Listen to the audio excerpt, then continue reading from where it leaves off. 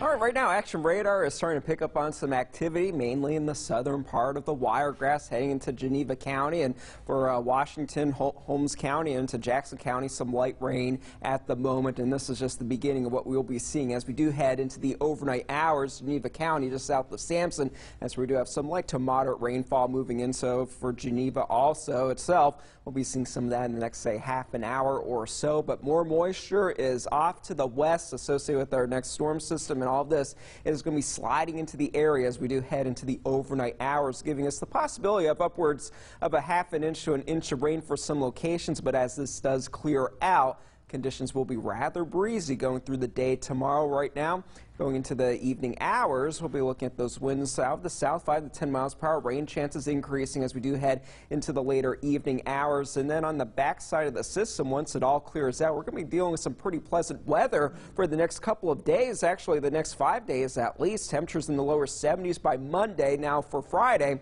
that high temperature is going to be in the first part of the day and then dropping off into the 50s as we head into the early evening hours. So most of the day will be in the lower 60s as this system clears out. Very cold air is on the backside of it. Snow is falling across Oklahoma, and as high pressure builds in, that will be nudging all of this in our direction through the day tomorrow. Hour by hour, as we go through tonight, we'll be dealing with those showers moving through the area. The heaviest rain still will be off to our west and then into the later overnight hours into the first part of tomorrow morning. 7:30 and beyond, that rain will be sliding off to our east with those winds shifting out the west. They will be picking up. We could have wind gusts upwards of 25 to 30 miles per hour, so certainly be aware of that. If you are going to be driving in kind of high profile vehicles, that could be enough to kind of toss you around a little bit, so make sure you use both hands on the steering wheel. We'll have a bit of sunshine in the afternoon hours, and then heading into the evening and overnight into Saturday, we will have some clouds moving through the area, but by the afternoon,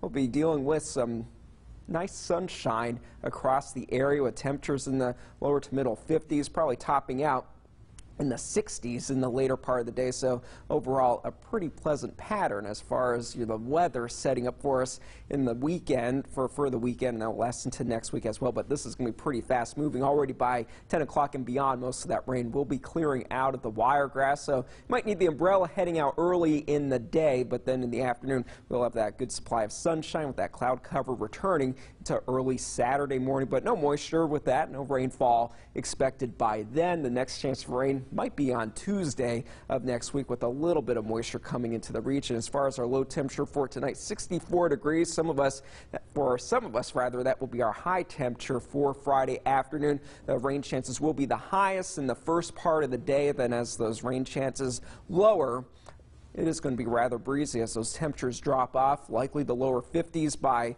6 o'clock and beyond, and then eventually the lower 40s expected by Saturday morning with a strong breeze throughout the day. And then for Sunday, Monday, and Tuesday, rather pleasant. A little bit of cloud cover with another frontal boundary moving through, but most of the rainfall should stay to our north. You know, I told you back